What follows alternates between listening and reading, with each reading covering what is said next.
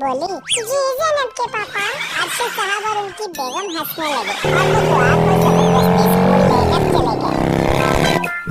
Miss Saima दुआ को साथ लिए क्लास में एंटर हुई। मिस बुशरा, थोड़ी नई स्टूडेंट आज ही एडमिशन हुआ। मिस साइमा दुआ को क्लास में छोड़कर चली गई। आप ऐसा करें, वो सामने वाली सीट पे जाकर बैठ जाएं। जी मिस जी। दुआ एक खाली सीट पर जाकर बैठ गई। क्या नाम है आपका? मिस मेरा नाम दुआ है। और आपके पापा का? मिस वैसे तो उनका नाम अरशद है, लेकिन मेरी मम्मा उनको ज़ैनब के पापा कहती है। मिस बुशरा ने बच्चों को पढ़ाना स्टार्ट किया। बच्चों, ये बताओ, जिसको कुछ सुनाई न देता हो उसको इंग्लिश में क्या कहते हैं? मिस जी जो मर्जी कहे, उसको कौन सा सुनाई देना?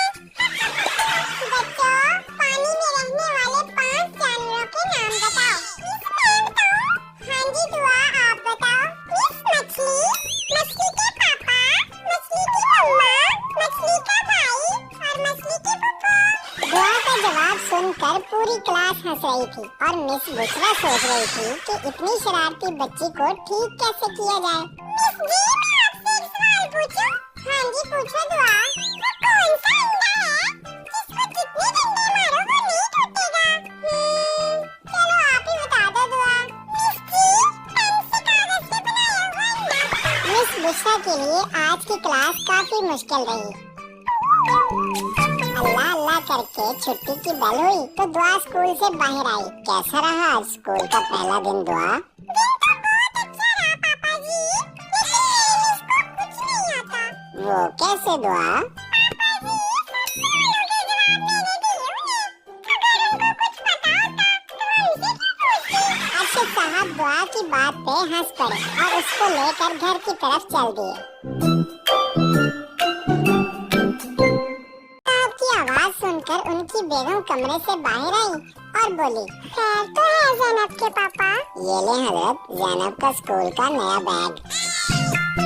शुक्रिया ज़ैनब के पापा। मोहम्मद पास ही खड़ा था। ज़ैनब का बैग देख के बोला, पापा जी मेरा बैग नहीं लाए। यार मोहम्मद, मैं भला तुम्हारा बैग लाना कैसे भूल सकता था। ये कहकर अरशद साहब ने एक बैग मोहम्मद की तरफ बढ़ाया। ये लो मोहम्मद, ये तुम्हारा बैग है। शुक्रिया पापा जी।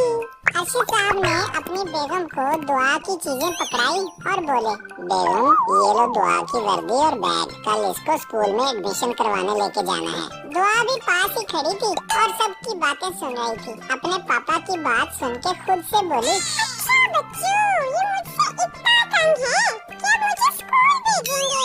इनको तो कोई इलाज करना ही पड़ेगा। कुछ कहा आपने दुआ? दुआ किसी सूरत स्कूल में नहीं जाना चाहती थी। उसके शरारती ज़हन में एक आइडिया आया। अगले दिन वो सुबह उठ के अपना बैग और वर्दी घर से बाहर फेंक आई। बेगम दुआ को तैयार कर दें, स्कूल लेके जाना है इसको। जी ज़ैनब के पापा। इतना कह के अरशद की बेगम दुआ की वर्दी ढूंढने लगी। ज़ैनब के पापा, दुआ की वर्दी और बैग नहीं मिल रहे। मम्मा जी ज़ैनब आप इसे पूछ लें या फिर मोहम्मद भाई से, क्योंकि यही चाहते हैं कि मैं स्कूल ना जाऊं। दुआ बेटा, भला ज़ैनब और मोहम्मद ऐसा क्यों चाहेंगे? पापा जी आपको नहीं पता, इनको लगता है कि मैं पढ़ने में भी बड़ी आदमी ना बन जाऊं।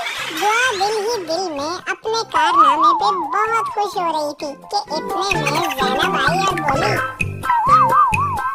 मम्मा जी ये ले दुआ की वर्दी और बैग, पता नहीं किसने घर से बाहर फेंक दिए थे। अरशद साहब और उनकी बेगम को दुआ की कारस्तानी समझ आ गई। उनकी बेगम ने जल्दी जल्दी दुआ को तैयार किया और अरशद साहब ने दुआ को बाइक पे बिठाया और बोले, चलो चलते हैं दुआ। पापा जी मैं स्कूल नहीं जाऊंगी, पहले मम्मा को कहें कि वो आपको दुआ के पापा कहें। क्यों बेगम, आप कहेंगी दुआ के पापा? बेगम जो बाइक के पास